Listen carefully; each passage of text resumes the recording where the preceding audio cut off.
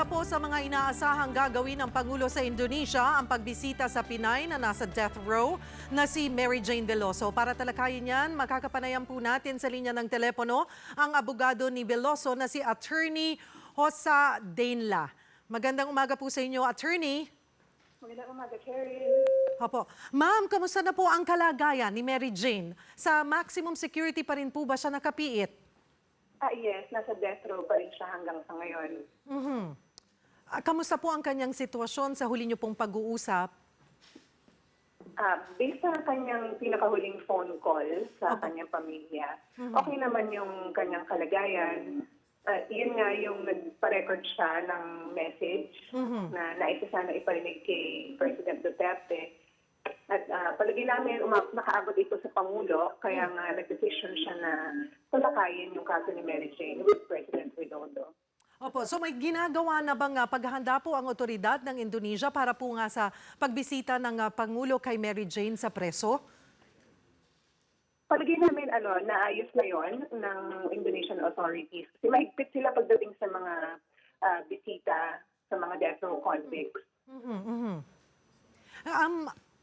Attorney, ano po ang pinagkaiba ng naging aksyon po ng nakaraan at kasalukuyang administrasyon sa kaso ni Mary Jane?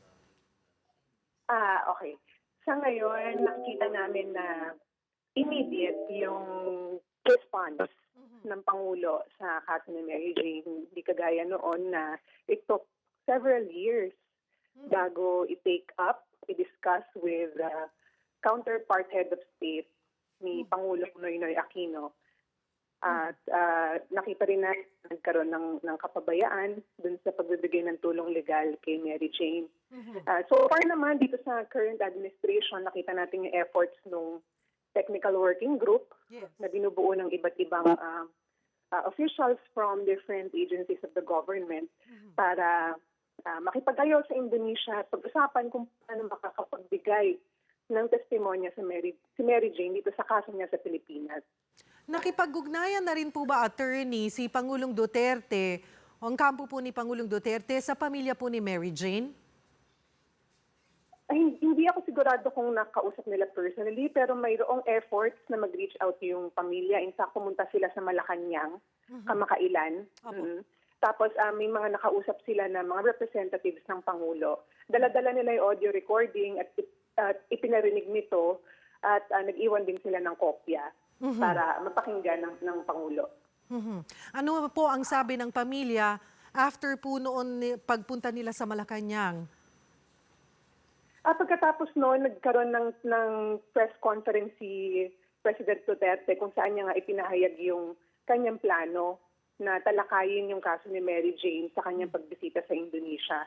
Sinabi niya doon na I hope there's still something I can do for Mary Jane kasi palagay niya ay parang huli na ang lahat pero susubukan niya pa rin. Dahil doon nagkaroon ng pag-asa yung pamilya, nagpasalamat sila. At nasabi rin nga po yung pahayag po ni Pangulong Duterte that he will plead for mercy but if I am denied, I will be grateful that she has been treated very well. So, iaapila niya pero irerespeto po kung ano ang magiging desisyon. Pero Yes, sinabi niya yun. Opo, Attorney, sa tingin niyo po ba yung pagbibigyan po kaya ni Pangulong Widodo si Pangulong Duterte kahit pa alam natin na si Digong nga po ay kilalang kaaway ng mga sangkot sa illegal na droga? Or it could be opo, the President Widodo could take it the other way around, ano po, na kasi seryoso si Pangulong Digong at posibleng ang makatulong itong si Mary Jane. Very hopeful kami na magiging productive yung pakikipag-usap. Ang inaasahan namin dyan, sa umpisa ay magkakaroon sila ng discussion tungkol sa kanilang mga points of unity at nangunguna dyan yung kanilang common na maigting na kampanya laban sa droga. Siyempre, mayroong divergence. Magkaiba kasi yung karakter ni Mary Jane sa Indonesia, magkaiba sa Pilipinas. Whereas sa Indonesia siya ay isang convicted drug offender. Dito naman sa Pilipinas, iginigiit natin yung kanyang pagiging inosente. Sinasabi natin siya ay biktima ng human trafficking at ng illegal drug trade. Ngayon, hindi naman mahirap pagkasunduin itong magkasalungat na posisyon. Kasi sa totoo, si Mary Jane ay biktima ng kalakalan sa droga ng isang international drug syndicate na kinasangkapan siya para gumawa ng isang illegal na gawain, yung drug smuggling nga, nang hindi niya nalalaman. So ito yung inaasahan namin na maipaliwanag ng Pangulo at makita yung kanyang unique na posisyon na, di ba, he is known to have a hard stance on illegal drugs. But at the same time, he is rallying for the right of a fellow citizen who has been adjudged guilty of a drug offense in another country.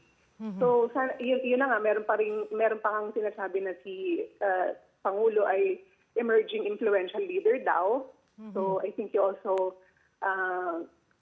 takes advantage of Yes. that impression sa mga kapwa niya leader, lalo na kay President Widodo.